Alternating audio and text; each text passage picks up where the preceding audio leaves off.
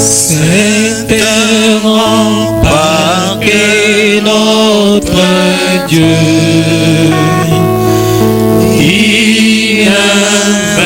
invincible, admirable. Notre délivrance en tout lieu, notre défense sûre.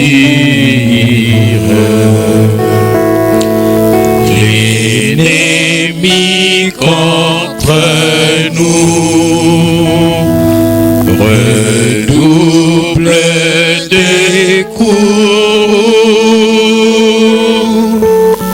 peine et colère. Que pourrait l'adversaire? L'Éternel détourne ses coups.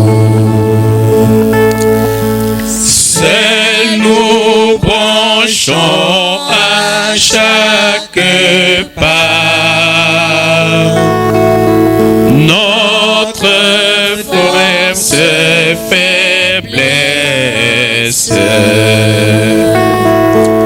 Mais un héros dans le combat pour nous lutter sans cesse. Et laisser défenseur, c'est toi divin sauveur, Dieu des armées, tes tribus opprimées connaissent leur libérateur. Bien, merci l'orchestre de l'avoir restauré. Merci. Nous sommes en train de voir à travers cette chanson, c'est un rempart que notre Dieu, notre dernier rempart, malgré ce moment de confinement, de difficultés, de sans mouvement que nous sommes en train de traverser, nos yeux doivent être fixés sur Dieu, l'Éternel des armées. La dernière partie de la chanson, c'était rempart. L'Éternel des armées, tes tribus opprimées. Nous sommes opprimés par la maladie, nous sommes opprimés par la pauvreté, nous sommes opprimés par des pressions de diverses manières. Mais Dieu des armées connaît au moins ce qu'il fera pour nous, parce que c'est lui qui est notre libérateur. Nous voici à notre sixième partie de notre enseignement.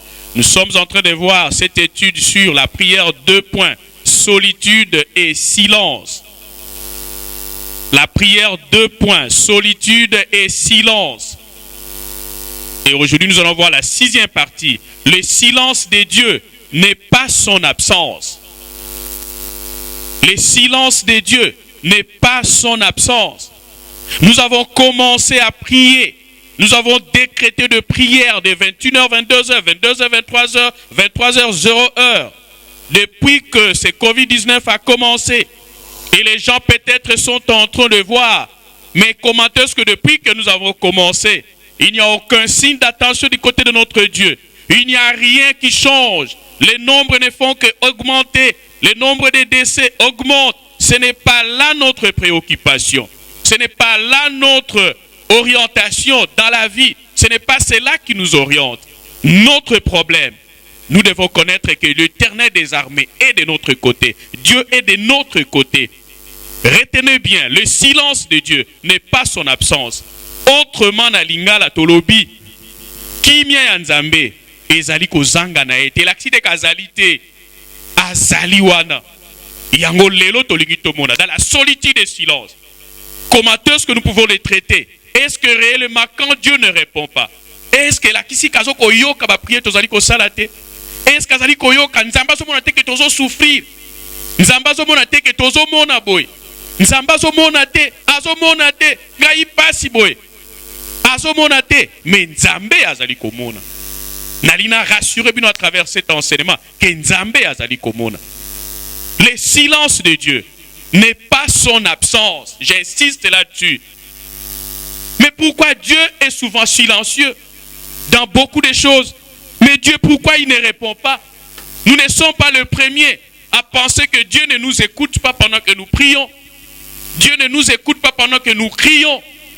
Quand Dieu est silencieux dans votre situation, souvent, il veut que les circonstances puissent vous apprendre. Et comme ça, il est silencieux. Et vous devez toujours garder le silence. Ayez la foi de Dieu. Mais quand il est silencieux, il y a toujours un objectif. Et Dieu a un but pour tout ce qu'il dit, pour tout ce qu'il fait. Il a un but. Pourquoi les autres crient? Il répond. Mais pourquoi toi, il ne répond pas? Nous allons voir à travers cet enseignement. Le silence de Dieu n'est pas son absence. Le temps de silence de Dieu est le temps où tout semble travailler contre ta vie. C'est-à-dire, tu es en train de prier. Tu es en communion avec Dieu. Tu es en train de faire, tu es conforme, tu n'as rien fait de mal. Parfois nous sommes là à nous poser des questions. Mais pourquoi Dieu? Ma situation perdure. Mais son silence, il veut vous apprendre quelque chose. Retenez toujours le silence de Dieu, a toujours un but. Et ce n'est pas le moment de murmurer. Ce n'est pas le moment de contester. Ce n'est pas le moment de douter de Dieu. Ce n'est même pas le moment de douter du Saint-Esprit en vous. Il est là. Le moment de silence, je le disais, c'est le moment où tout semble travailler contre ta vie. C'est-à-dire, j'ai prié toute la nuit. Mais après le résultat le matin, ça commence encore avec un autre problème. Mais je ne pensais pas que la façon dont j'ai prié, je ne pensais pas avoir un tel résultat. J'ai prié toute la journée. J'ai chassé les mauvais songes. Les songes des esprits des morts. Des sirènes. Des mariages de nuit. Des pauvretés. J'ai chassé, j'ai prié toute la journée. J'ai gêné. Mais quand je dors sur ma couche, les songes que j'ai, je suis toujours emprisonné. Mais Dieu, qu'est-ce qui ne va pas? Mais toutes ces prières que je fais n'ont rien produit. Je me pose des questions. C'est ça le silence de Dieu. Où tout marche contre ta vie. Où tout semble marcher à contre-courant. C'est-à-dire, tu veux que la vie puisse être comme ça. La Bible me dit que prier sans cesse. Et quand tu pries, tu renverses les forteresses. Mais j'ai prié autant de mois, autant d'années. Mais je n'ai pu renverser aucune forteresse. Ma situation reste la même. C'est-à-dire, Oyo, Nzamba lobelangai.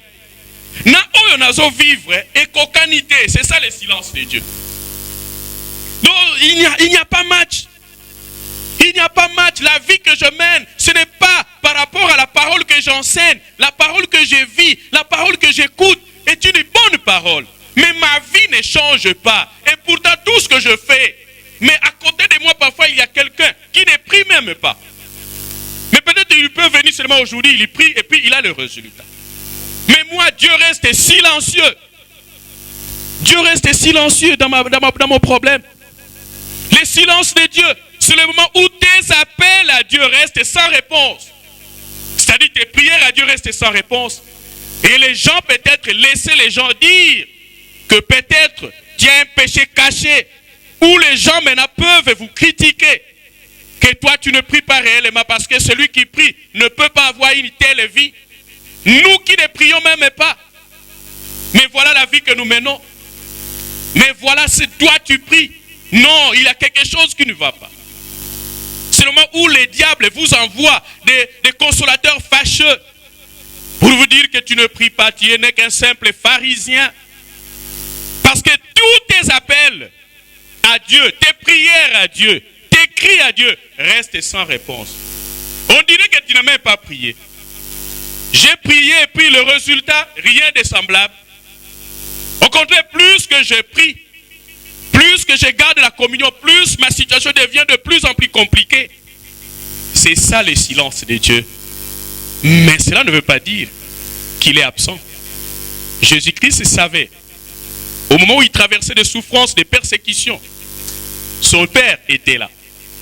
D'ailleurs, il a déclaré que ne pensez-vous pas que je peux invoquer mon père, qui peut m'envoyer 12 légions d'anges, 72 000 anges que Dieu pouvait envoyer. Ça dit Dieu était là. Mais la situation qu'il y traversait ne reflétait pas la présence de Dieu parce qu'on l'a cloué sur la croix. Et que pensez-vous? Dieu était où quand on clouait Jésus-Christ sur la croix? Mais Dieu était là. Le silence de Dieu pendant les épreuves ne signifie pas qu'il est absent. Il y a une maladie qui te dérange. Mais Dieu, tu es où? C'est comme ça que parfois vous allez voir, David a beaucoup exercé ce cri-là. Mais où? Dieu, tu es où? Et parfois, les gens se moquaient. Et j'ai fini par, c'est la petite expérience que j'ai eue, j'ai fini par comprendre, c'est comme ça que les gens parfois crient à Dieu. Nzambe ozawapi, Nzambe talapasi, Nzambe ozawapi. Ils ne disent pas cela parce qu'ils doutent de Dieu. Mais ils veulent au moins que Dieu puisse entendre leur voix. Que Dieu puisse faire un signe. Dieu reste sans réponse en ce moment-là. Un peu comme s'il dormait. Non, je suis en train de prier. J'ai crié à Dieu que j'ai renversé tout ce qui dérangeait dans ma famille. Mais je dors. Moi-même, je me sens encore. Je me retrouve dans une prison quelque part. Moi-même, je me réveille encore avec des malaises, avec des maladies. Rien ne marche. Toutes les promesses financières n'ont rien marché. Mais je priais, je gênais. On dirait que dans votre vie, vous constatez qu'on dirait que Dieu dort. C'est ça, le silence de Dieu. Mais ce n'est pas son absence. Et pourtant, Jérémie 33, nous pouvons nous poser des questions. Mais Jérémie 33 nous dit quoi? Invoque-moi et je ferai quoi? Je te répondrai. Mais pourquoi Dieu ne répond pas? C'est ça le silence de Dieu. Et c'est le contraire. Et nous pouvons prendre même Jérémie 33, 3. Au mot, nous prenons Dieu au mot. Mais Dieu, toi, tu as dit que quand je vais invoquer, tu vas répondre. Mais tu ne réponds pas à mes appels. Les gens ont souvent qualifié le Jérémie 33, 3 comme le numéro de téléphone de Dieu. Parce qu'il dit, invoque-moi et je te répondrai. Mais tu invoques, mais il ne répond pas. C'est-à-dire, il y a un problème. Mais ne pensez pas que non, peut-être je péchais. Parce qu'il y a des gens qui posent des questions. Beaucoup de chrétiens aujourd'hui se posent des questions. Quand Dieu reste silencieux, ils se posent des questions. Quand il y a le silence de Dieu dans leur vie, tel que, Seigneur, es-tu vraiment avec moi? Il y a des gens qui commencent à douter parce que, mais comment tout ce que je suis en train de faire, toutes ces prières, mais après vous rêvez encore que non, voilà, il était transporté par un sorcier. Mais pourtant il a prié toutes les mains, il a été transporté. Donc finalement, et c'est comme ça que les gens se posent des questions. Seigneur, es-tu vraiment avec moi? Et j'ai eu à parler avec des croyants qui se posent des questions. Est-ce que révérend moi-même, est-ce que par hasard, je ne suis pas aussi sorcier? Parce que je ne peux pas comprendre avec tout ce que je fais. Je chante pour Dieu, je fais tout, mais voilà la vie. Et il doute même de lui-même. Est-ce que réellement Dieu est avec moi? Ou bien je dois encore reprendre la repentance et puis la confession? Mais nous savons qu'il est avec nous. C'est le silence de Dieu. Amène les croyants non avertis à de telles questions. Un croyant qui dit par exemple, je sais ce que tu m'as promis, mais est-ce que réellement vrai? Olakisa na basali ya Nzambe kengai na kozala mutu munene. Mais est-ce que réellement Nzambe basali ya Nzambe solo parce que on nazomona yango te? Et les gens commencent à douter des promesses de Dieu dans leur vie. Et peut-être il y a eu 3, 4, 5 hommes de Dieu qui ont prophétisé pour lui. Et peut-être Dieu lui-même l'a convaincu, peut-être dans un songe, dans une révélation. Mais il commence à douter de toutes ces promesses-là. À cause du silence de Dieu. Que cela ne soit pas pour nous, frères et sœurs. Et les gens parfois se posent des questions. Puis-je avoir confiance dans ce que tu as dit? Est-ce que réellement je peux me confier encore parce que l'âge avance? Dieu, toi tu m'avais promis que je dois me marier. Toi tu m'avais promis des enfants. Mais est-ce que je peux encore avoir confiance en ce que toi tu as dit? Et parfois les gens commencent à douter des promesses de Dieu. Parce qu'il y a un silence profond de Dieu.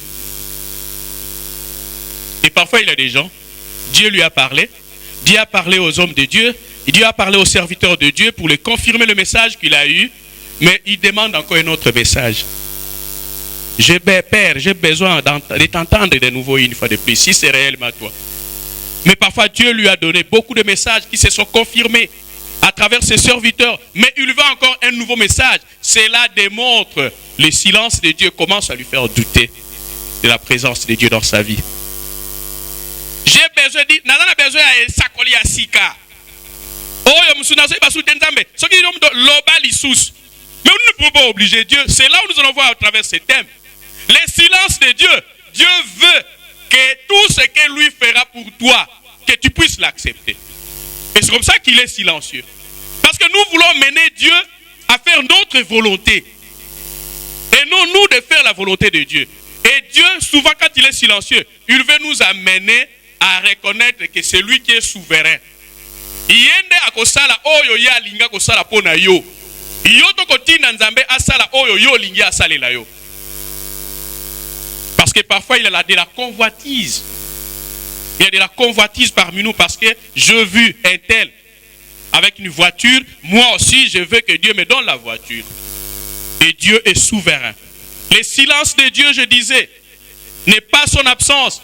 Mais il veut tout simplement à travers les circonstances que vous puissiez reconnaître sa souveraineté. Et c'est comme ça qu'il y a des gens parfois qui arrivent à dire, en tout cas Dieu, ce n'est pas ma volonté, mais la tienne. Si toi tu veux, je veux faire. Je veux faire ce que toi tu veux, et non ma volonté. Cessons de nous poser toutes sortes de questions.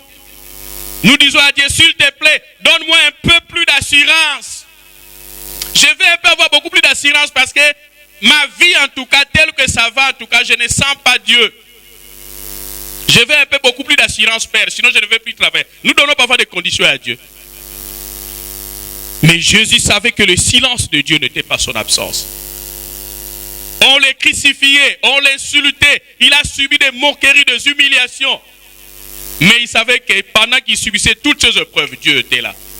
Frères et sœurs, nous devons arriver au point de comprendre, quel que soit quand tout va mal, mais je sais que Dieu est là. Dieu est en train de m'accompagner. La séance précédente, nous avons vu, pendant que nous sommes en train de combattre avec les diables, Dieu est devant nous. C'est lui qui tient l'épée. C'est lui qui tient le combat.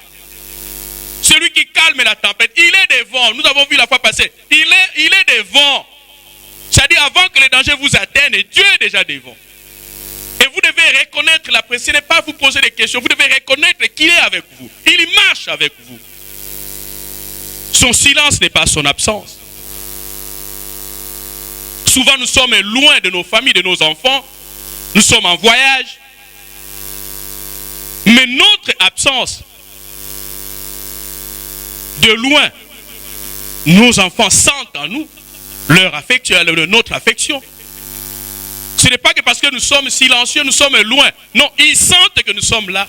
Aujourd'hui, nous avons beaucoup de moyens de communication qui peuvent nous faciliter. Dieu est là. Jésus-Christ savait toutes les épreuves que je suis en train de traverser. Mais je sais que mon Père est là. Et c'est comme ça qu'il a confirmé. Mon Père est capable de m'envoyer 12 légions d'anges. C'est-à-dire, il savait qu'il n'a pas péché. Dans la tentation, il a traversé des épreuves difficiles. Mais son Père était où? Son Père était silencieux, mais il était là. Mais quand il a traversé l'épreuve, il a terminé, il a gagné. Son Père lui envoie des anges pour le fortifier, pour l'encourager.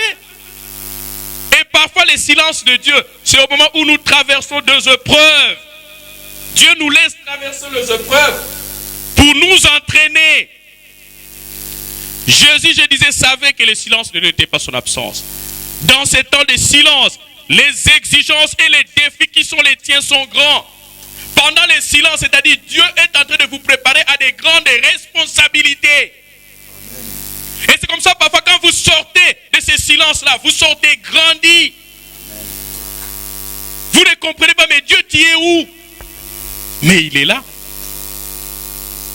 J'ai toujours aimé la chanson où on donne l'illustration entre l'aigle et l'aiglon.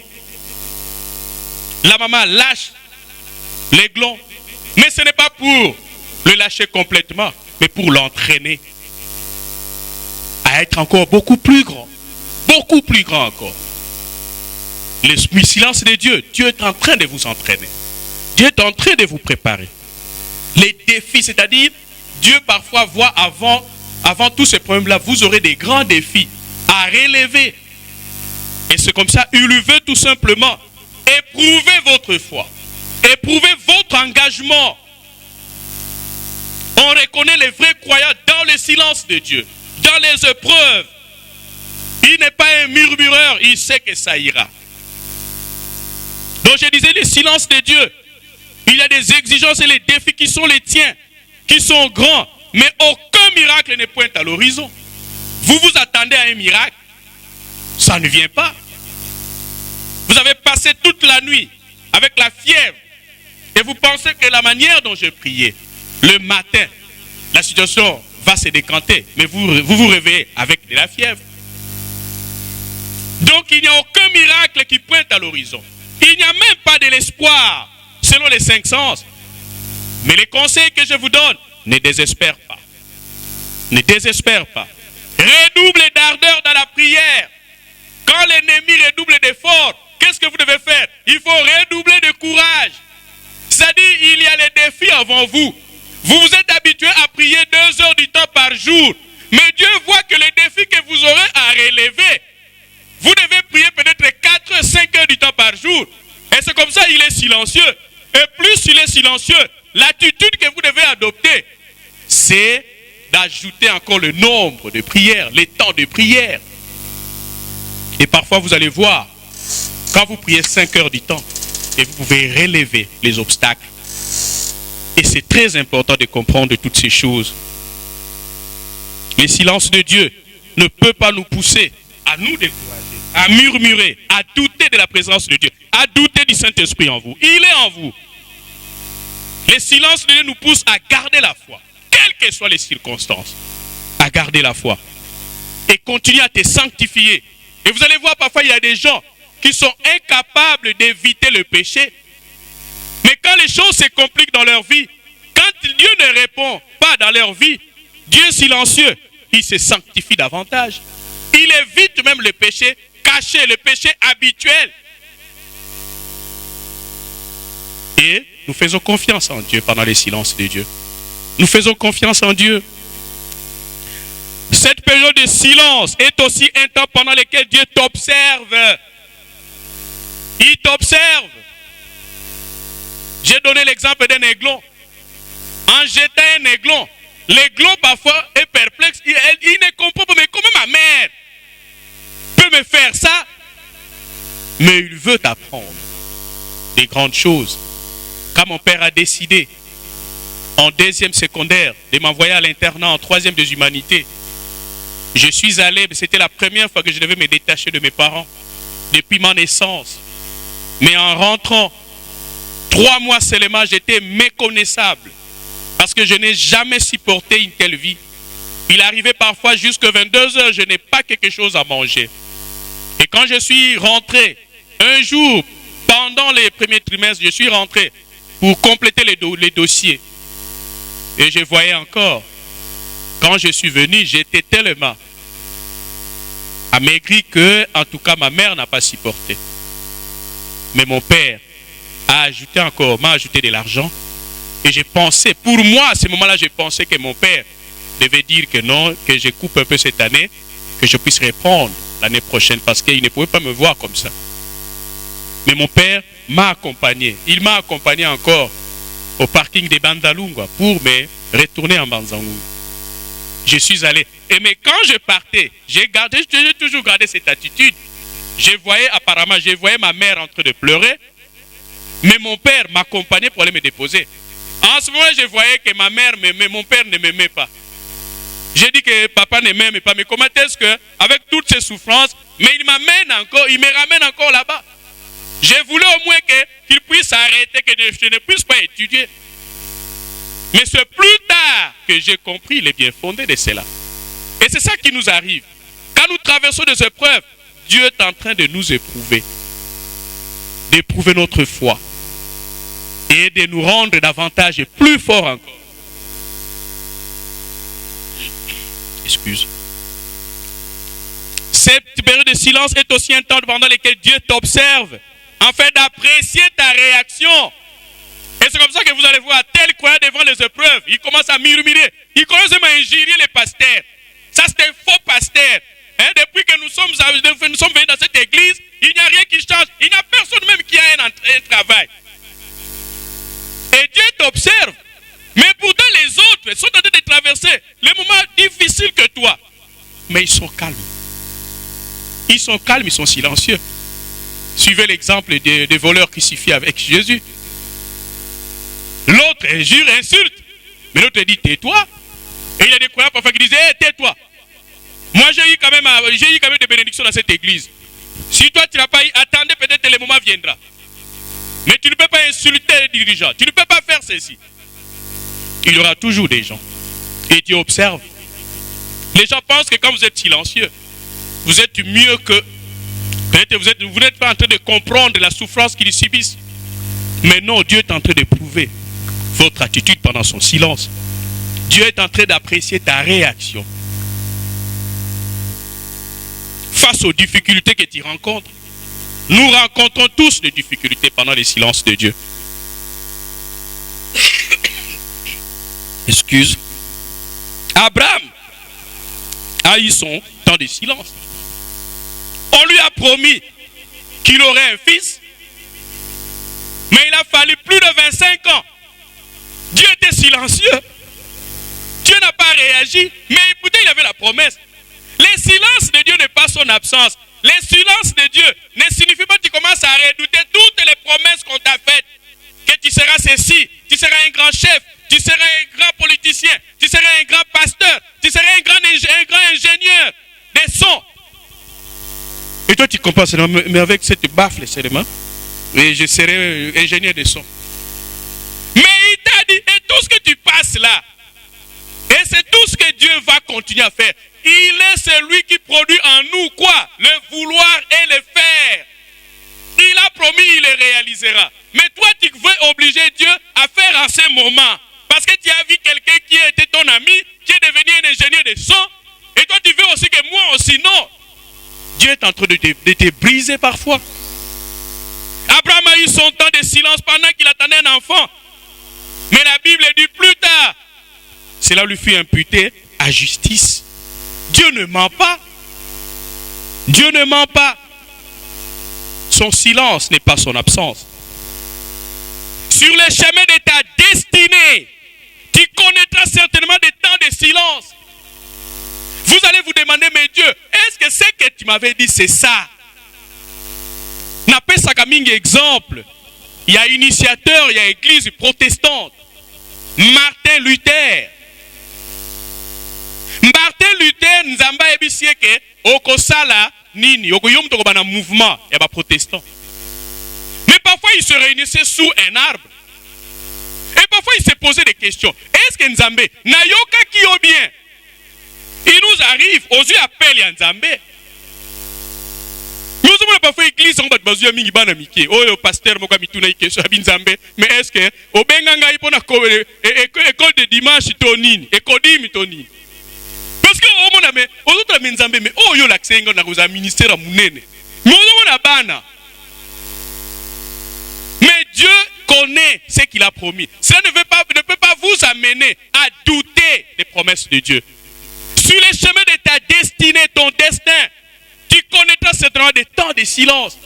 Vous priez Dieu, mais rien ne vous arrive. Parfois les choses se compliquent encore. Mais vous devez toujours savoir qu'ils auront pour but de tester ton niveau d'engagement.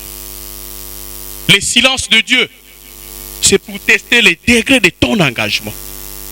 Il y a un croyant qui peut abandonner Dieu à cause de la nourriture, à cause de la faim. Nous avons vu la fois passée, qui nous sépare de l'amour de Christ? Est-ce la tribulation, l'angoisse, les périls, les persécutions? Mais il y a des gens qui peuvent perdre selon le silence de Dieu. Mais il y a des gens qui tiennent ferme parce qu'ils savent, ils ont un engagement avec Dieu. Ils ont un engagement vis-à-vis de Dieu. Sois sûr, frères et sœurs, que tu auras la victoire sur ces épreuves. Pendant le silence de Dieu, ce sont des épreuves que tu traverses. Mais sois sûr, quand Dieu est silencieux, sois sûr que on sait que la victoire n'est plus loin. Et que tu t'en sortiras assurément. Ça assure votre confiance en Dieu pendant le silence. Dieu a certes fait silence, mais il n'est pas absent. Sa capacité viendra à ton secours. Passe seulement les tests et tu verras sa gloire. Le silence de Dieu, c'est les tests que nous traversons. Quand nous n'avons pas de preuves dans notre vie, nous ne sommes pas forts. Mais quand nous traversons des épreuves, ce sont des tests. Vous avez suivi la formation, vous avez étudié, mais pourquoi on nous donne des examens? C'est pour tester notre niveau.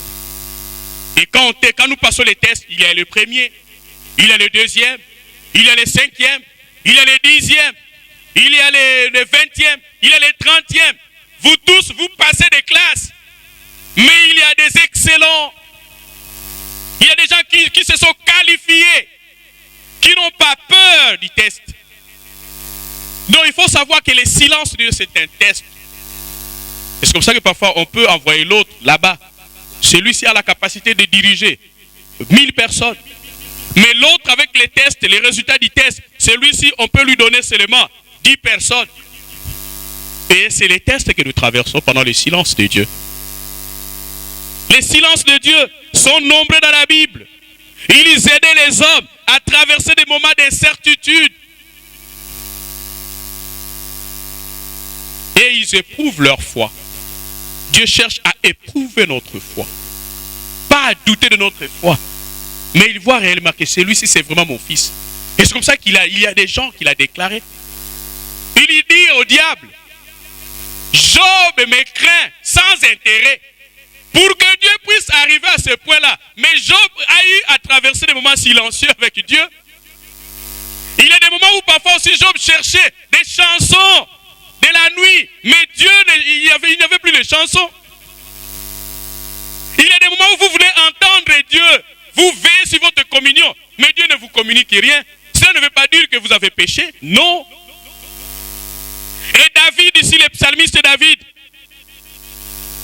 en tout cas, il était parmi les gens qui ne supportaient pas. Il est comme nombreux de chez nous ici. Nous ne supportons pas le silence de Dieu. Nous voulons seulement que quand nous crions, Dieu doit répondre. Dieu, toi, tu nous as dit que nous sommes comme des bébés. Quand nous crions, tu cours. Mais pourquoi maintenant tu ne cours plus? Tu as changé, mon Dieu. Et David voulait aussi entendre Dieu. Mais parfois, Dieu était silencieux. Et nous allons voir les réactions de David. Psaume chapitre 4, le verset 2.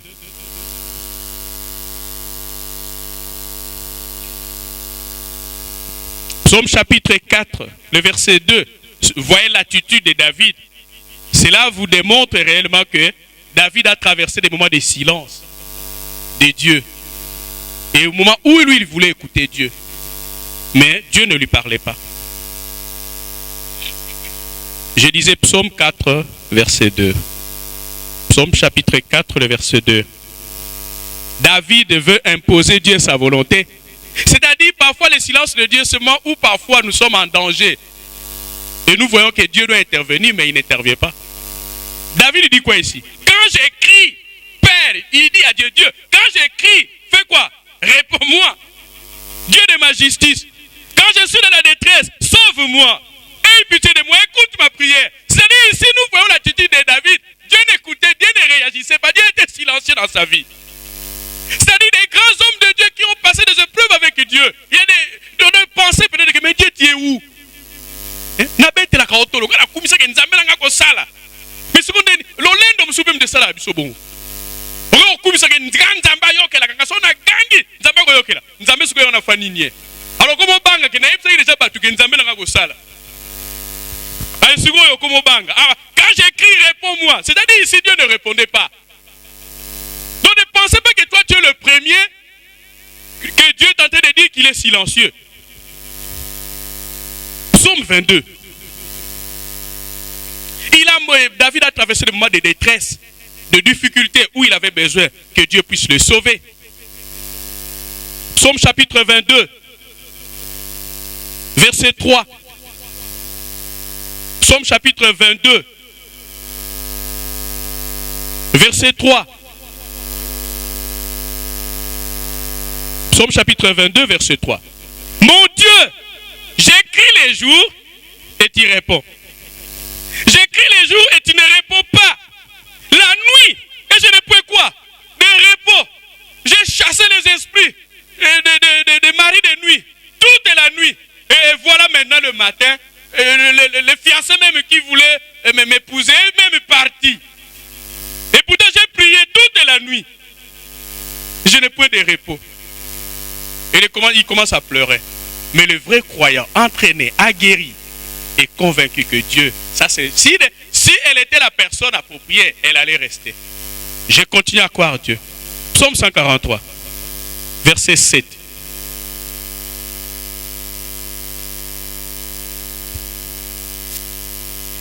Psaume 143, verset 7. Psaume, David est ici pressé vraiment. C'est-à-dire, vous sentez quelqu'un qui est dans les problèmes. Il se sent qu'on dit que je vais mourir maintenant. Voilà la prière de David ici. Et ce sont des sortes de prières que nous faisons souvent.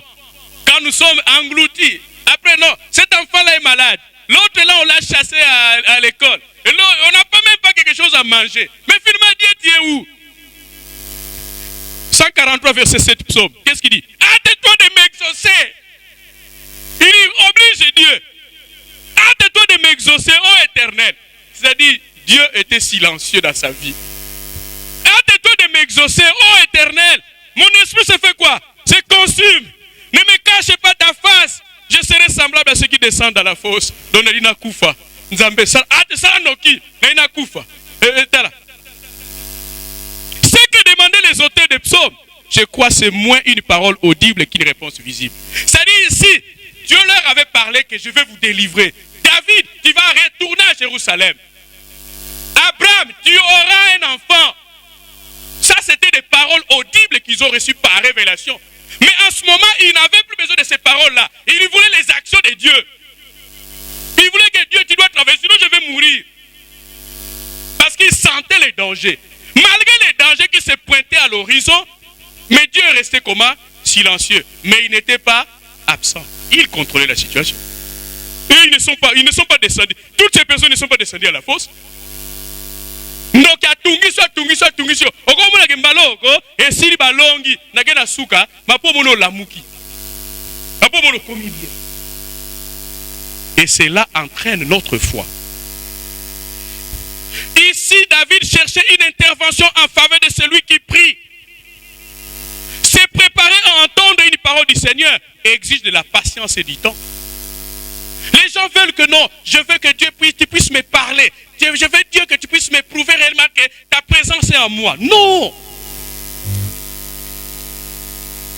Pour entendre Dieu, il faut te préparer. Il faut aussi avoir de la patience et du temps. Vous venez de terminer seulement la prière à peine. 2 minutes, 3 minutes, vous sortez, vous voulez que Dieu puisse vous parler dans. Non! Dieu parle.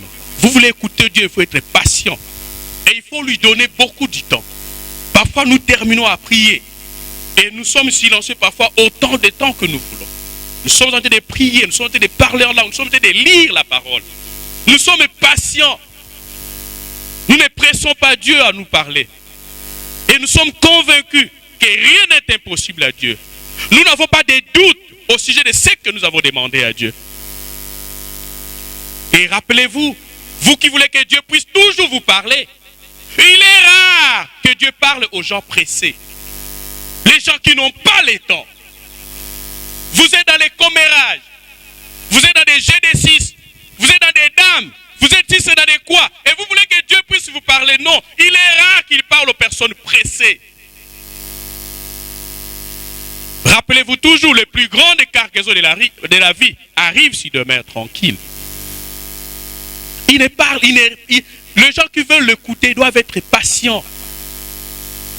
Les gens qui doivent l'écouter ne peuvent pas considérer les circonstances environnantes. Le second enseignement du silence de Dieu, c'est la discrétion de Dieu. Dieu ne veut pas exposer ses projets. Nous voyons souvent, il y a des gens, Dieu vous a promis des grandes choses, Mais vous êtes là à expliquer, à exposer vos histoires à tout le monde, à quiconque qui veut vous l'entendre. Voilà ce que Dieu m'a dit. Na famille boko sala nyonso, mais bon yeba que tôt ou tard, na ko konzabino. Et Dieu ne travaille pas avec des gens comme ça. Dieu vous a donné des paroles, exécutez ces paroles. Mais vous n'êtes pas là à aller dire ça à n'importe qui. Parce que lui-même, Dieu, est discret. Jésus-Christ s'est entretenu avec Moïse et Élie dans une révélation de transfiguration. Mais en descendant de la montagne, il dit à Jacques, à Pierre et à Jean, ce que vous avez vu, ne dites ça à personne. Et lui-même Dieu, lui-même Jésus-Christ, ils étaient discrets. Donc le silence de Dieu parfois c'est sa discrétion. Il ne veut pas exposer ses projets à quelqu'un qui parle trop. Parce que vous irez exposer les projets aux sorciers de votre famille et les sorciers, vous allez vous attirer des guerres et pour dire que Dieu ne répond pas. Non. Imitez la discrétion de Dieu. La discrétion. Il y a beaucoup de gens peut-être qui comprendre et en côté discrétion. La discrétion est la marque de sa parole. Dieu ne veut pas, ne donne pas ces informations aux gens qui parlent trop. Les gens qui veulent prouver aux gens qu'eux aussi reçoivent des révélations. Mais c'est comme ça que parfois vous allez interpréter ça que c'est le silence de Dieu. Mais tout simplement, Dieu n'est pas content de votre attitude. Dieu n'est pas content de votre attitude. La discrétion, c'est avoir de la réserve. Est-ce que, ceux qui n'ont pas essayé l'élo, on connaît que ça les langailles? Et nous avons dit que, ceux qui n'ont pas essayé l'élo, on connaît que ça les langailles sous-souté. Mais on s'est réservé qu'on peut ça. On dit parfois qu'on a causé 5 ans, mais on peut ça. Parce que nous avons nous discret, nous réserver. Dieu a encore de la retenue. Voyez un homme comme Saoul. Mais Dieu dit quoi? Je me réponds, c'est-à-dire je regrette d'avoir établi Saoul pour roi. Il y a des gens qui ont été bénis par Dieu, mais aujourd'hui ils sont dans l'occultisme, ils sont dans la sorcellerie, ils sont dans des traditions des hommes, dans des coutumes des hommes, en train de détruire les vies des gens. Mais pourtant Dieu leur avait appelé pour soutenir les autres. Mais ils sont là à utiliser les âmes des gens pour leur enrichissement. Et parfois, dans de telles situations, quand vous chutez, vous pouvez crier, il reste silencieux. Il ne réagit pas parce qu'il vous a donné. Et en Deutéronome 28, Dieu est clair là-dessus parmi les malédictions. Quand il vous a donné les richesses, est-ce qu'il y a eu la part des pauvres? Est-ce qu'il y a eu la part des justes? Est-ce qu'il y a eu la part de l'Église? Est-ce qu'il y a eu la part des serviteurs de Dieu, des étrangers, des orphelins, des veuves? Et s'il n'y en a pas eu, il y a des malédictions qui disent en Deutéronome 28, c'est comme ça que vous mourrez avec votre pauvreté jusqu'à ce que vous partiez dans votre tombe. Parce que quand Dieu vous a béni, on n'a pas senti la part que vous avez réservée à Dieu, aux pauvres, aux veuves, aux orphelins. Et Dieu ne travaille pas avec des gens qui ne sont pas discrets. Bato ba lobaka lobaka. Nzambe parfois comme on a kaza kimia na makambu na yo. Parce qu'on lobaka lobaka. Ba yebisio likamusiko kaka projet nzamba l'action que yo bana na ba kokoma bwe. Yo wano ke ko fandi sa famille. Kenga kutu bana na ngai nzambe mutu aloba na ngai. Ke ba kozala boye boye o lukeli bana bitu. Allez-y, salamate, nzambe me, akosa kiyote. Et c'est comme ça que je reviens. Dieu ne parle pas aux gens pressés. Dieu ne parle pas aux impatients. Dieu ne parle pas aux loquaces. Parce que lui-même, il veut la discrétion. Dieu peut vous donner l'information d'un état spirituel d'un croyant. Mais il ne vous dit pas d'aller diffuser ça. Et quand vous le faites, vous tombez dans le piège. Pour l'écouter, il faut tendre l'oreille. Parfois, Dieu n'est pas silencieux, mais tu n'es pas disposé à tendre l'oreille à écouter Dieu. Nous sommes dans les distractions du monde, dans les plaisirs du monde. Pour écouter Dieu, il faut tendre l'oreille. Écouter n'est pas facile. Les gens veulent écouter Dieu, mais écouter Dieu n'est pas facile. Il faut avoir, est-ce que vous êtes patient d'écouter Dieu? Est-ce que vous avez le temps de donner à Dieu pour l'écouter? Parce que quand vous êtes dans sa volonté, vous pouvez l'écouter, mais quand vous êtes hors de sa volonté, bien que vous soyez chrétien ou croyant, mais il ne vous écoute pas, peut-être vous pouvez, il peut parler, mais vous étiez dans la distraction, vous n'avez pas écouté. Et vous dites que non, il est silencieux. Non, il n'est pas silencieux, il avait déjà parlé. Mais toi, tu étais dans la communion rompue. Et tu n'as pas écouté.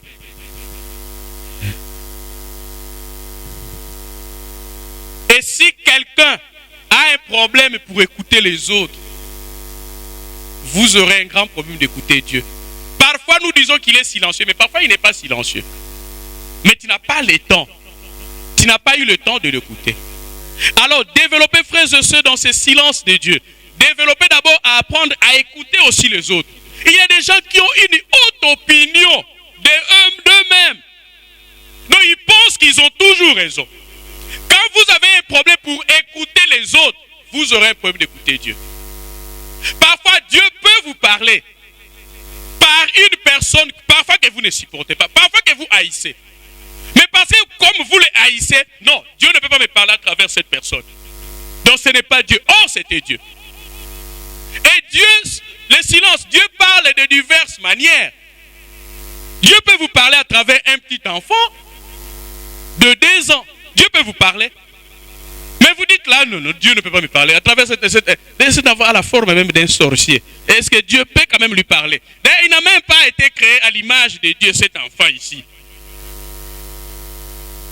Alors je ne pense pas que Dieu peut me parler à travers un enfant comme ça. Mais Dieu peut vous parler.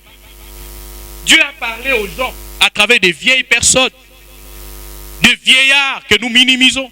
Mais Dieu a parlé. Il faut apprendre à écouter les autres. Parce que Dieu n'a de main que nos mains, nos bouches que nos bouches. C'est-à-dire qu'il peut utiliser une bouche autre. Mais au moment où toi tu veux seulement une voix audible, tu ne peux pas obliger Dieu qu'il parle, qu'il me parle lui-même. Parce que tu es qui?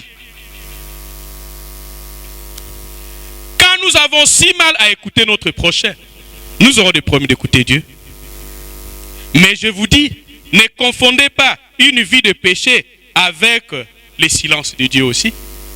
Il y a des gens qui vivent dans le péché et Dieu ne peut pas vous répondre. Mais vous interprétez que non, mais chaque dimanche, je vais à l'église. Quand tu viens à l'église, c'est pour envoûter les gens. Mais est-ce que tu es en communion avec Dieu? Tu viens à l'église, mais tu as des problèmes avec les gens. Tu ne parles pas avec les gens. Mais qu'est-ce que vous attendez de Dieu? Rien. Je disais, le silence de Dieu, à ne pas confondre le silence de Dieu avec une vie de péché. Quand vous êtes dans une vie de péché, vous pouvez crier à Dieu, il ne vous répond pas. Aimez votre prochain comme Christ a aimé. Vivez l'amour. Débarrassez-vous de la haine. Débarrassez-vous des amertumes, des animosités que vous avez avec les gens. Dans les cas contraires, Dieu ne vous répond pas dans vos besoins, bien que ça peut être ses promesses. Ne confondez pas le silence de Dieu avec une vie de péché. Ésaïe 59, versets 1 à 2. Mais je disais, quand vous remarquez que réellement, vous n'avez rien fait de mal, quand vous remarquez que vous êtes dans la communion avec Dieu, dans votre relation avec Dieu, rien ne vous reproche, alors c'est que Dieu a un objectif pour vous. Il veut vous former, il veut vous entraîner, il veut vous fortifier, il veut éprouver votre foi, il veut voir votre engagement vis-à-vis de lui. Gardez silence. Mais, une vie de péché, Dieu sera silencieux, mais ça n'a rien à voir avec le silence de Dieu. Vous rompez vos communions, vous êtes dans les adultères, vous êtes dans les impudicités, dans la prostitution, dans les cupidités, dans les amertumes, dans des commérages, et vous demandez à Dieu. Bon, si c'est que tonga mutuka sikoka a place na bobandi nzambe pesa biso boye. Olobi place batumi baleto misatu bazali yo zali wana. Nana epso kazawana. Nana epso kazawana. Ça te et il restera silencieux. Ésaïe 59, 1 à 2. Ésaïe 59, 1 à 2. Non! La main de l'Éternel n'est pas trop courte pour sauver, ni son oreille trop dure pour entendre. Mais ce sont vos crimes qui mettent une séparation entre vous et votre Dieu. Ce sont vos péchés qui vous cachent quoi? Sa face et l'empêchent de faire quoi? De vous écouter. Ça n'a rien à voir de dire que non, ça c'est le silence de Dieu. Vous avez une vie de péché. Quand vous menez une vie de péché, Dieu ne vous écoute pas dans vos prières. Alors ne confondez pas le silence de Dieu avec vos péchés. Renouvelez votre intelligence. Changez votre façon de voir les choses. Psaume 28, verset 1. David a eu cette expérience du silence de Dieu. Psaume 28, verset 1. De David, Éternel, c'est à toi que je crie. Mon rocher, ne reste pas comment? Sourd à ma voix. De peur que si tu t'éloignes sans me répondre, je ne sois semblable à ceux qui descendent dans la fosse. David voulait au moins que Dieu puisse décanter la situation. Mais nous devons toujours, ce sont des exemples que nous sommes en train de démontrer qu'il y a un temps dans notre vie où Dieu est silencieux. Mais cela ne signifie pas son absence. David, quand il criait, il ne sentait pas la présence de Dieu, mais il savait que Dieu était là. C'est comme ça qu'il parlait. Autrement, c'est quelqu'un qui dit que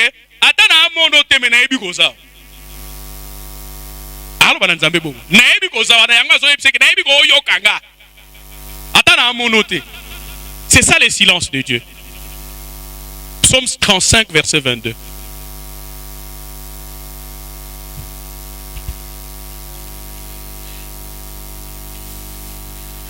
Psaume 35, le verset 22.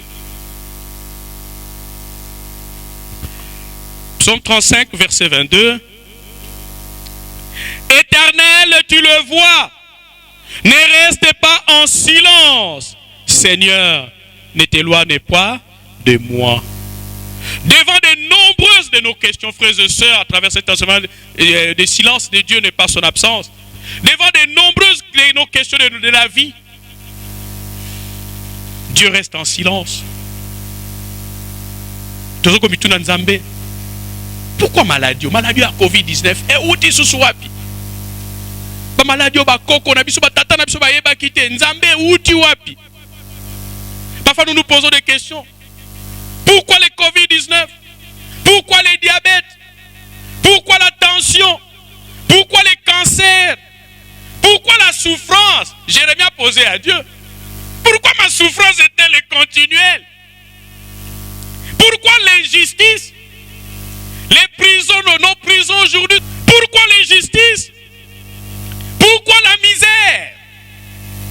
Pourquoi les guerres à travers la RDC? Pourquoi tant d'enfants innocents meurent? Mais ils sont innocents et pourtant toi tu as dit que Dieu est le père des orphelins, mais tu laisses les orphelins mourir. Pourquoi des enfants, des filles violées, abusées parfois de leurs parents, abusées par leurs proches? Pourquoi m'arrive-t-il toujours des épreuves? Il y a des gens qui prennent leurs histoires en silence, mais moi toujours pour manger le pain, je dois prier. Pourquoi des épreuves dans ma vie? Mes frères et sœurs progressent, mais pourquoi moi toujours? Pour même attraper quelque chose, il y a un problème, les épreuves. Pourquoi Dieu n'exauce-t-il pas mes prières? J'ai commencé à prier depuis mon enfance. Je regrette même d'être issu dans cette famille. Pourquoi naître dans une telle famille, Dieu? Cependant, moins fréquemment nous posons ces autres questions. Pourquoi? La meilleure façon de poser la question, d'être honnête, ce n'est pas des questions que nous posons, parce que là nous voyons seulement nos propres intérêts. Mais parfois aussi, pose-toi la question. Nous sommes ici. Nous sommes, je crois, 3, tout ça. Nous sommes 8. Pose-toi la question. Pourquoi je suis en bonne santé? C'est une question, non? Parce qu'il y a ceux qui sont malades. Il y a ceux qui sont dans des morgues. Qui sont moins âgés que toi. Pose-toi la question, pourquoi moi je vis maintenant? Je me suis réveillé le matin. Pose-toi, voilà la façon de bien poser la question. Pose-toi la question, pourquoi je suis en bonne santé? Et pourtant à côté de moi, il y a quelqu'un qui est malade. Pourquoi ai-je la joie d'avoir des enfants alors que les couples souffrent de ne pas en avoir? Dieu, mais toi tu vas donner les enfants. Mais il y a des couples qui cherchent des enfants. Pourquoi moi je dois avoir des enfants? Parce que tu les mérites? Non. Pourquoi ai-je un travail? Pourquoi moi je travaille? Et un travail aussi qui me plaît, alors que d'autres n'en ont pas. Est-ce que tu te poses une telle question? Pourquoi suis-je comblé de biens alors que d'autres manquent du nécessaire? Moi j'ai un équipement complet dans ma maison. J'ai une voiture, j'ai une maison, mes enfants vont à l'école. Mais pourquoi à côté de moi, quelqu'un manque même de la nourriture? Est-ce que tu te poses de telles questions? Souvent non. Pose-toi la question, quel est le pourquoi qui vous habite? Le pourquoi est-ce que tu peux penser, mais pourquoi moi je peux avoir des enfants? Pourquoi mon enfant est intelligent, mais l'enfant du voisin n'est pas intelligent? Cela vous poussera à poser le meilleur pourquoi et à reconnaître la grâce de Dieu dans ta vie. Là, tu vas reconnaître que non, Dieu a fait des grandes choses pour nous. Dieu a fait des grandes choses. Vous pensez que ceux qui ont des problèmes que vous n'avez pas, ils sont malheureux, ils sont maudits? Pas nécessairement. Mais c'est la grâce de Dieu tout simplement. Alors là, tu poseras moins de problèmes à dire que Dieu est silencieux dans ta situation. Pourquoi Dieu s'était-il? Ce silence de Dieu est un défi à notre raison. Nous avons parfois la prétention de vouloir tout comprendre. Frères et sœurs, nous n'aurons pas à tout comprendre. Parce que nous ne sommes pas des dieux. Rappelez-vous de Daniel, quand il a expliqué les songes. Et les astrologues, les magiciens ont dit au roi que la connaissance que toi tu cherches, que nous devons découvrir, les songes que tu as eus, il n'y a personne sur cette terre qui peut comprendre, sauf les dieux dont la demeure n'est pas parmi les hommes. Et tant que nous aurons des hommes, il y aura des situations que Dieu restera silencieux pour ses propres raisons. Il sait peut-être que quand il vous donne une telle information, vous allez vous enorgueillir. S'il vous donne telle information, vous allez dépendre les autres. Et c'est comme ça que parfois nous vivons avec des sorciers à nos côtés. Dieu ne nous le révèle pas parce qu'il sait que si nous sommes au courant, il va nous haïr. Il est souverain de vous donner l'information, de vous donner l'état spirituel des gens. Mais au moins quand vous êtes correct avec lui, il vous protège. Mais il reste silencieux. Tu peux crier, Dieu, montre-moi dans mon entourage qui sont dans ce ministère, montre-moi qui sont des sorciers. Nous connaissons en partie et nous prophétisons comment? En partie. Parce que nous ne sommes pas les dieux dont la demeure n'est pas sur cette terre. Nous avons parfois la prétention de vouloir tout comprendre. Moi, quand j'écris, c'est ma Dieu répond. Non. Pourtant, il est des questions auxquelles nous n'aurons peut-être jamais de réponses. Il y a nos prières parfois que nous lançons que nous n'aurons jamais de réponses. Deutéronome 29, verset 9. Deutéronome 29, verset 29. Deutéronome 29, verset 29.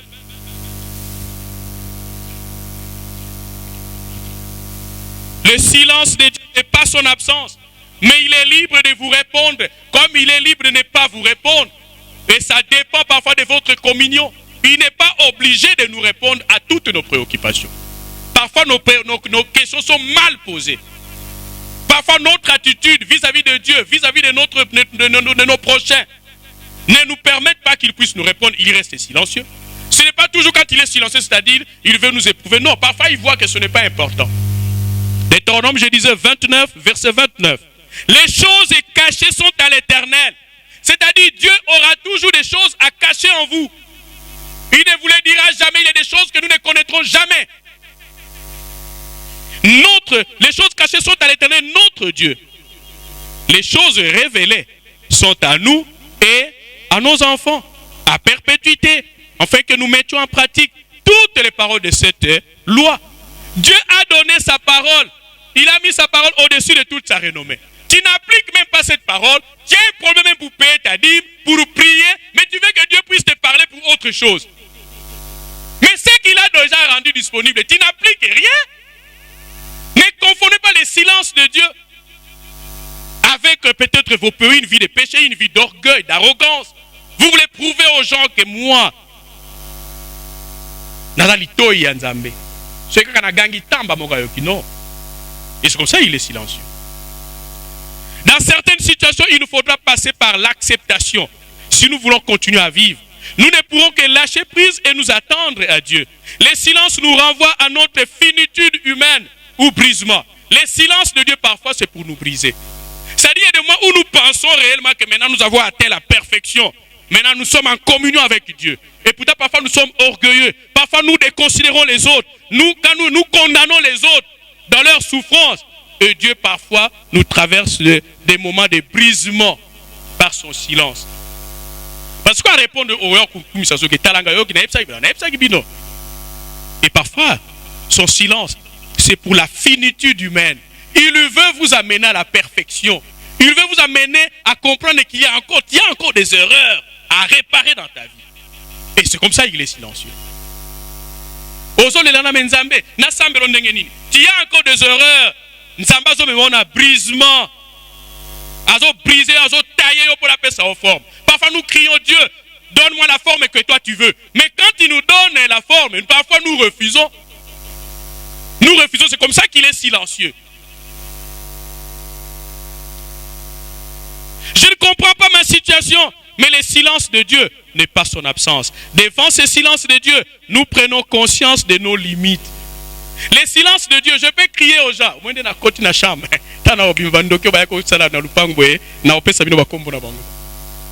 Déjà l'olendo. Il y a un temps que je à la qui s'y pata moutouté. Bon, tu peux le faire à là. Yeah, ce cas là,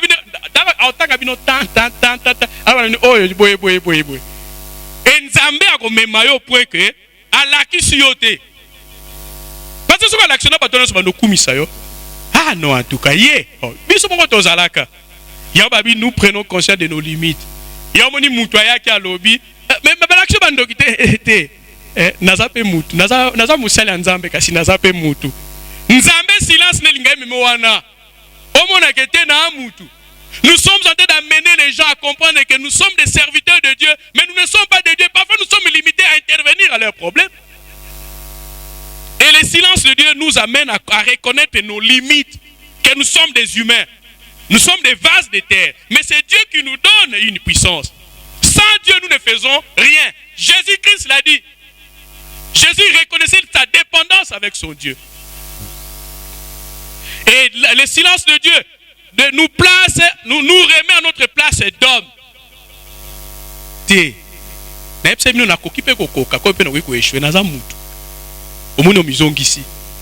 Parce que nous sommes pas. Nous replaçons aussi Dieu à sa juste place. Le silence de Dieu nous amène à replacer Dieu. Moi, je vois parfois, il y a des gens qui viennent à la prière. Ils ont des problèmes de conception, ils ont des problèmes de santé, ils ont des problèmes d'emploi. Mais si j'étais Dieu, mais j'allais déjà résoudre tous ces problèmes-là. Mais vous sentez que je suis en train de prier, mais Dieu, regarde celui-là. Mais je ne suis pas Dieu. Je suis limité. Je regrette. Je souffre de voir ce monsieur souffrir, cette dame souffrir. Mais je n'ai pas les capacités de l'aider parce que je ne suis pas Dieu. Et Dieu reste aussi silencieux pour la situation et je n'ai rien à faire. Cela me pousse à reconnaître mes limites. C'est ça le silence de Dieu. Il est Dieu. Vais-je m'accrocher à mes pourquoi en pensant qu'un de mes droits est d'avoir une réponse de Dieu? Ce n'est pas un droit que Dieu doit toujours nous répondre. Comme David était en train de crier contre Dieu. Ce n'est pas un droit. Il n'est pas obligé de me répondre. Et nous devons le reconnaître. Où vais-je accepter sa souveraineté, sachant que je suis dans sa main et qu'il est un Dieu bienveillant et plein d'amour? Je respecte, j'ai prié, j'ai fait tout ce que je pouvais faire. On le voit souvent, vous avez prié, vous avez fait le nécessaire, mais la personne meurt. J'assume que Nzambe, il souverain. On a fait ce qu'on pouvait faire. Donc, le silence de Dieu nous pousse à accepter sa souveraineté. Et nous terminons à 1 Samuel 14, 37. Nous devons tout simplement, dans les silences de Dieu, reconnaître sa souveraineté, s'attendre à n'importe quel résultat que Dieu peut s'attendre et peut nous donner, mais reconnaître sa main à travers notre vie, sa bienveillance et son amour envers l'humanité. 1 Samuel chapitre 14, verset 37. 1 Samuel 14, verset 37. Ici, nous voyons Saoul, ici, il était encore avec Dieu, mais nous allons voir que Dieu ne lui a pas répondu. 1 Samuel, chapitre 14, verset 37.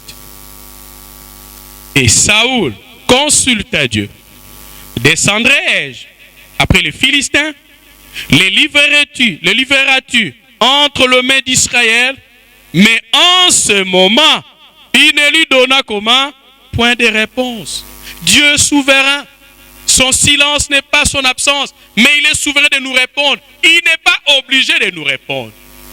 Dieu peut voir aujourd'hui, il peut vous répondre peut-être dans 5 ans, 10 ans. Vous voulez aujourd'hui, peut-être l'année prochaine, mais il peut vous répondre dans 5, 10 ans, parce qu'il connaît. Il est le Père qui connaît mieux. Le silence de Dieu n'est pas son absence. Quand vous êtes en communion avec Dieu, quand vous priez Dieu, quand vous vous sanctifiez, vous vous répentez jour après jour, vous devez comprendre réellement que nous attendons les temps de Dieu. Peut-être Dieu, montre-moi, qu'est-ce que je dois encore réparer qui ne te plaît pas? Voilà notre attitude vis-à-vis du silence de Dieu. Peut-être Dieu, il y a une attitude que je garde encore qui ne te plaît pas. Montre-moi. Et il peut te montrer. Mais dans les cas contraires, restez silencieux. Gardez la confiance en notre Dieu. Ne doutez pas de la présence de Dieu. Ne vous considérez pas que vous-même aussi, vous pouvez être les sorciers de votre vie. Parce qu'il y a le silence de Dieu. Pas nécessairement. Ne soyez pas paniqués. Ne soyez pas impressionnés par des gens qui vous disent que moi, quand j'écris, c'est le mal de Dieu.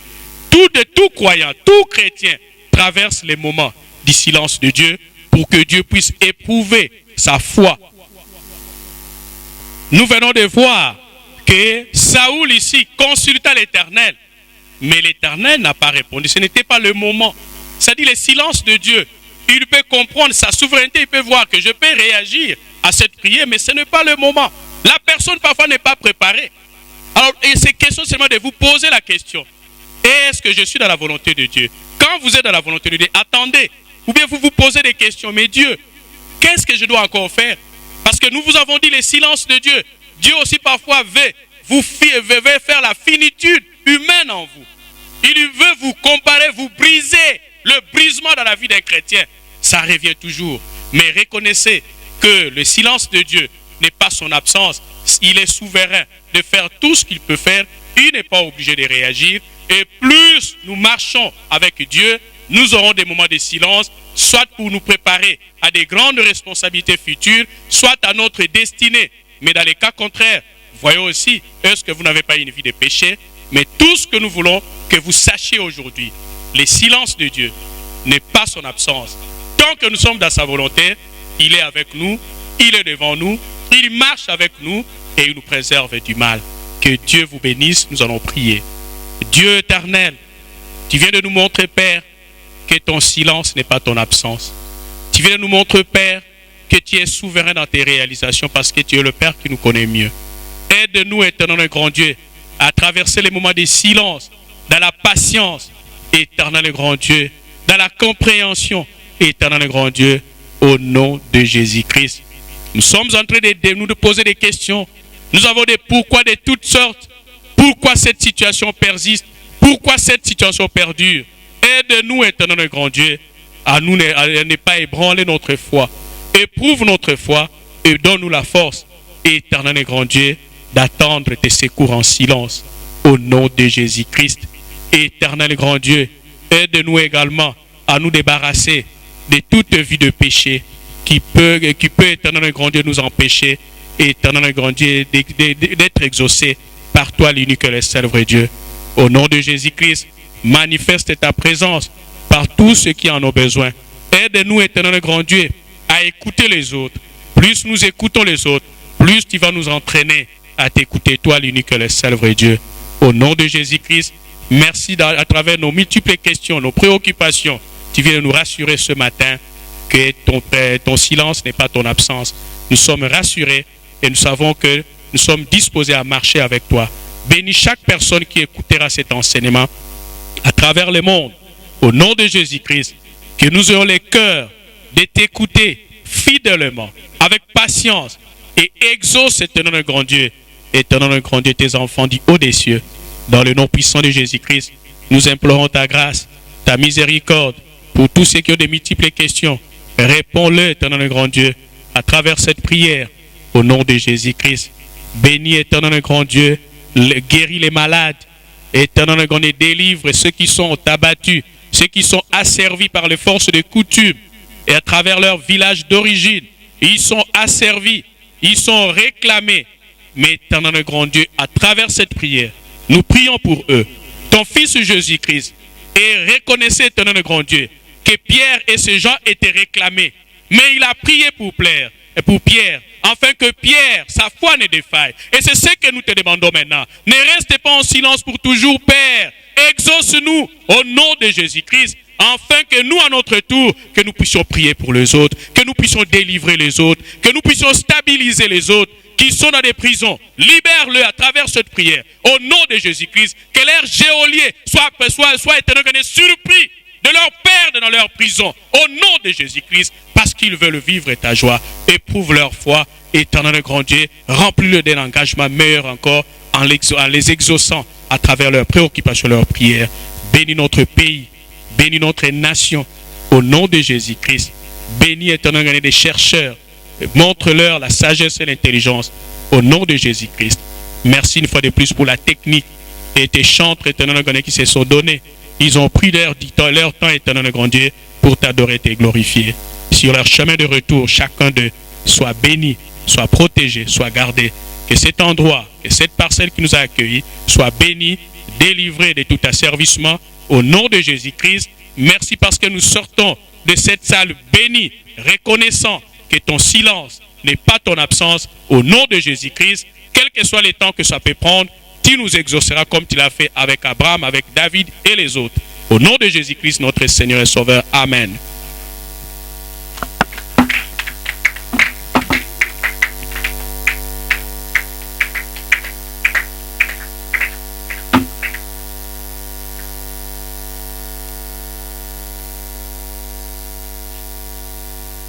La randonnée du désert, c'est en même temps un cri de détresse et une action de grâce d'un naufragé qui est la main de Dieu secourt. Quand, en dépit des épreuves, Jésus-Christ demeure la solution. Amen.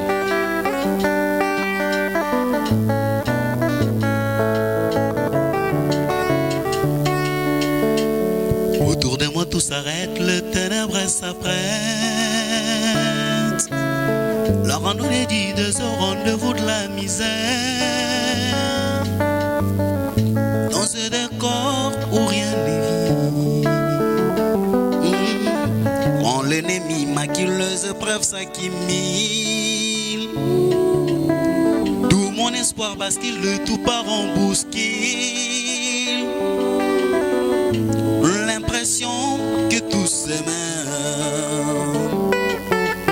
Le désespoir m'envahit, mon courage me trahit. Mes prières servent de lui, j'ai des mots qui traduisent. J'ai l'impression que Dieu s'éloigne de moi. Mon silence est profond et cela me confond. Oh Dieu, pourquoi te taire quand tout est à refaire? Oui, ainsi dis-moi un mot. Tu me dis prends courage, je regarde ma rivage. Alors mon âme te loue et si Dieu est pour nous, qui sera contre nous?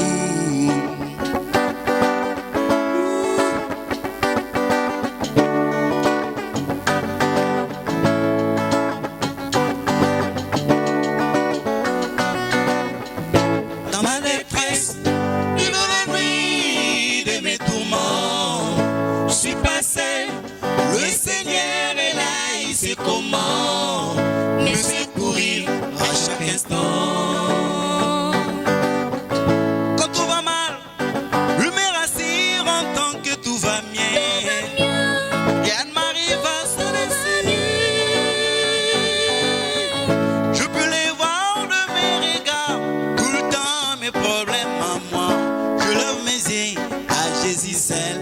solution.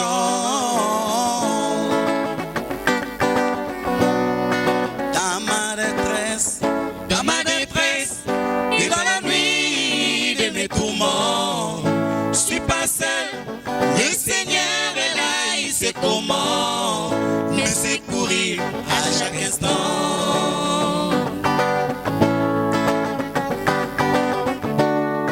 Quand je traverse la vallée de l'ombre de la mort, et quand au soir de ma journée, je n'ai que des remords, je lève mes yeux à Jésus, c'est ma solution.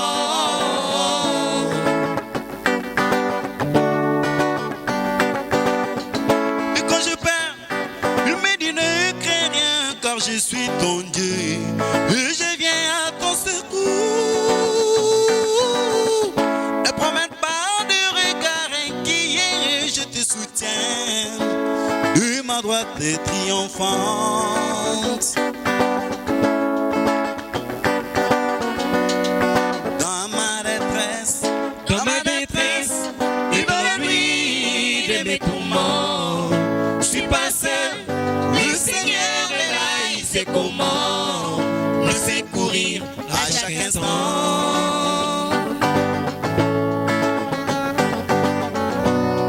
Quand je traverse la vallée de l'ombre de la mort, et quand au soir de ma journée, je n'ai que des remords, je lève mes yeux à Jésus, c'est ma solution.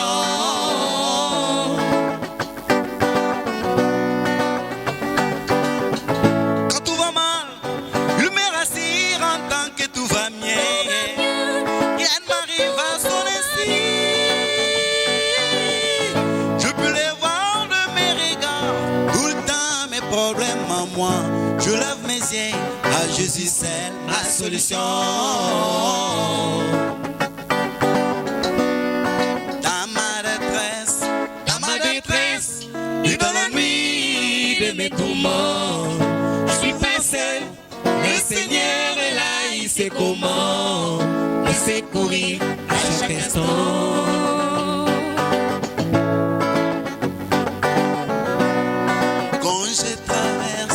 Quand je traverse la vallée de l'ombre de la mort, et quand au soir de ma journée, je n'ai que des remords, je lève mes yeux à Jésus, c'est ma solution.